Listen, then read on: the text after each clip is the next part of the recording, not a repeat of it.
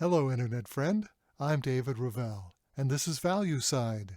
For all of our articles and podcasts, visit valueside.com. Well, today, the leader of the free world abdicates. Today, the world is poised on the brink of total war. At no other time in our lives have we faced such a threat. Not one but two conflicts threaten to escalate into the first regional dispute and then possibly a thermonuclear war, a war that would engulf the entire world. I'm speaking, of course, of the wars in Ukraine and Gaza. Although the risks are incredibly grave, we seem only to get escalation from our leaders in Washington. In less than 2 years, Washington has gone from supplying the Ukraine military with its first advanced artillery, to anti-aircraft batteries in the form of the Patriot system, to America's main battle tank, the M1A1 Abrams tank, and now to the state-of-the-art F-16 fighter jet, an aircraft capable of carrying a nuclear weapon. No doubt the Russian military will treat each F-16 as if it is nuclear-armed and a threat not only to the theater of Ukraine, but also to the Russian homeland. And America seems incapable of taking a step back from either of the conflicts in Ukraine or Gaza. Indeed, the U.S. has twice vetoed the United Nations call for a ceasefire in Gaza over the vast majority of UN members. Far from seeking negotiations, the rhetoric from Washington continues to become increasingly contentious.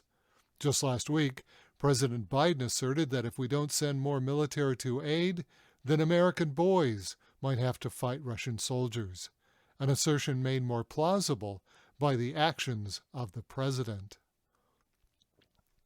Likewise, Lindsey Graham, the senior senator from South Carolina, recommended that the United States should blow Iran off the map, quote-unquote, because they've supported the Houthi rebels who are now threatening shipping in the Red Sea.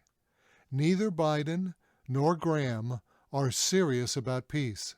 Regrettably, they are continuing the actions of a nation that has become the most warlike over the past half-century. It saddens me to say this. It is, after all, my country. But in the 23 years of this new 21st century, America has been involved in no less than 13 military conflicts. As a country, we begin a new conflict every 2 years. These conflicts have included America's longest-lasting war, the war in Afghanistan, the Iraq War, and the recent incursion into Libya. All of these conflicts fell under the general rubric of the War on Terror, the first time this country has gone to battle against a concept instead of a country. Certainly, an amorphous justification for war, it has placed the country on its most belligerent posture ever. Now, the distinguishing factor about the conflicts in Ukraine and Gaza is that they do not involve U.S. soldiers, a fact we fervently hope will continue. Unfortunately, many of us remember the progress in the Vietnam War, where the conflict went from military support to military advisors to active U.S. boots on the ground, a regrettable circumstance that resulted in 58,000 Americans killed. Of course, the administration hopes that Americans' memories are short and that we won't remember these past escalations. Instead, we will accept their argument of an antiseptic war, one without American casualties, a conflict that's good for business in supporting America's vast network of defense contractors. This argument by the president's spokespeople ignores the pain and suffering in Ukraine, where over 500,000 have died, a staggering loss of life, and a blight on humanity. Now, one of the most intriguing aspects of the conflict in Ukraine is how it has divided the American public. Just by mentioning the word Ukraine in an article, I know that it will bring a flood of responses, both positive and negative.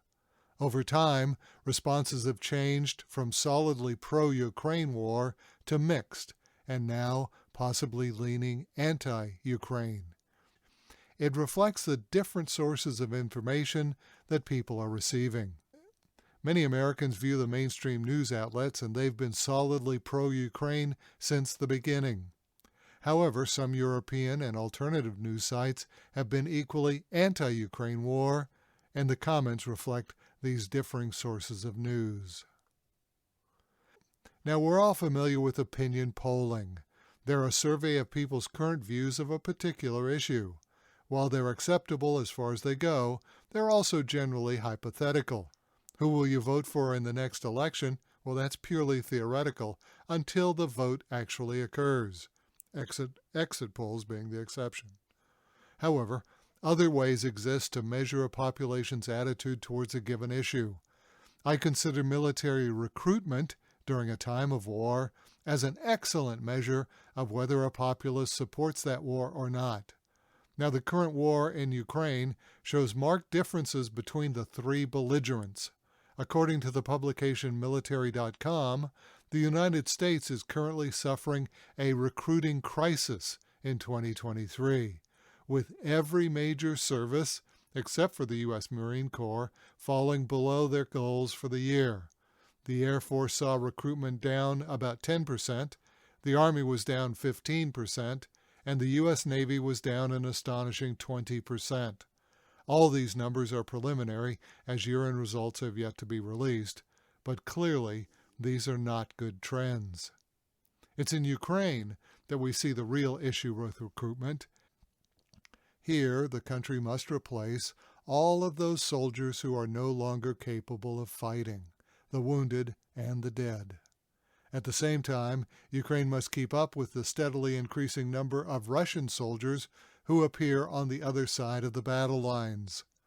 In his latest comments, President Zelensky indicated that Ukraine will need 500,000 recruits to sustain its war effort through 2024. Now, when Russia invaded Ukraine in 2022, the Ukrainian government immediately declared martial law and made every male age 18 to 60 subject to military service. Since then, Ukraine has expanded its recruitment efforts by including both women and older men. That 500,000 is a fascinating number, as it is both the number of recruits needed and the number of military-eligible males who have fled the country. It indicates the current war is unpopular with at least a portion of the Ukrainian population. On the other hand, Russia stands in marked contrast to either the United States or Ukraine. Whereas those two countries suffer a recruitment drought, Russia exhibits remarkable numbers of recruits. In a recent address, Vladimir Putin announced that 570,000 new soldiers have signed contracts with the Russian military services. Although many may claim that this is mere propaganda by the Russian leader, it does show the same consistent growth in the Russian military as exhibited 1 year ago during the conflict, when Russia reported they had already recruited 370,000 new soldiers. Now, as a side note, assuming these trends continue, we can project that the Russian military forces will outman the American military forces by the end of 2024 this year. The website Global Firepower estimates that at the beginning of 2023, there was only a hair's breadth difference between the U.S. military, ranked number 1, and the Russian military, ranked number 2. The mathematical difference, in fact, was 0.0002. This change in personnel ranking should be enough to move Russia into the number 1 ranking worldwide, displacing the U.S., which has held that position since World War II. Such is the tectonic shift in global military power due to the Ukraine conflict. Now, of all the nations on earth, there is but one that holds the key to war and peace in both Ukraine and Gaza. Neither Russia nor China, both superpowers, have little to do with Gaza, and both Ukraine and Israel are eliminated because both have little to do with the other's conflict. No, the only nation that will determine the outcome of both conflicts is the United States. Without U.S. support, neither Ukraine nor Israel could pursue their respective wars. Ukraine has become entirely dependent upon the military and financial aid that America supplies. It is reported that much of the Ukraine government and social programs are now operational only because of those aid packages supplied by the U.S. Congress. This over-the-top support for these two countries is the most remarkable action I have ever seen by an American government. It is a function of how deep the hatred for Russia and Hamas has grown. Mention Putin or Muslims in many circles in this country, and the profound disdain is palpable. For many in the country, and especially for our government, this country has taken sides. Russia and Hamas are not just Ukraine and Israel's enemies, they have become our enemies also.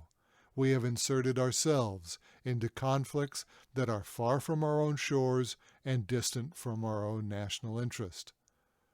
What's truly remarkable is how far we've drifted from the heartfelt advice of our first president, George Washington.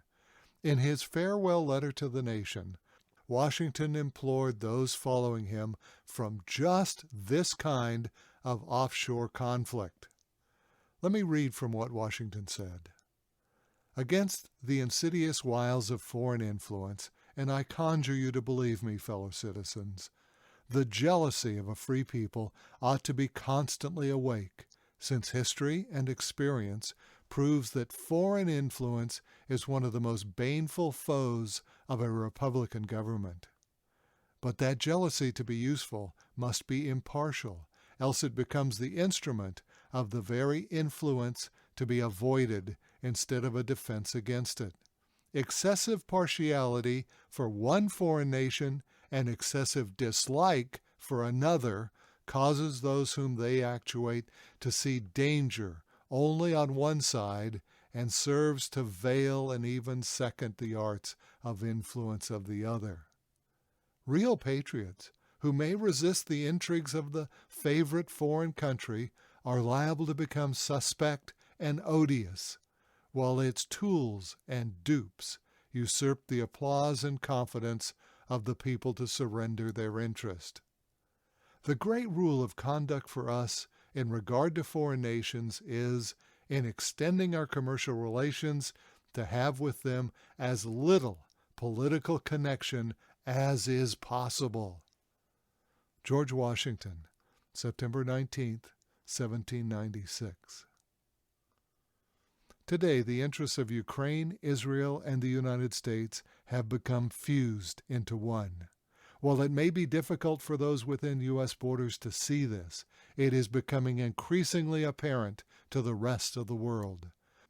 The latest United Nations vote for a ceasefire in Gaza had 120 nations affirm that halt in fighting, while a mere 13 countries joined the United States in voting to continue the fighting. The United States, which for generations has been the leader of the free world, has given up its mantle and cast its lot with Ukraine and Israel. The world's leader has stepped down. And that's the value side. May you have a prosperous and peaceful new year. Happy 2024.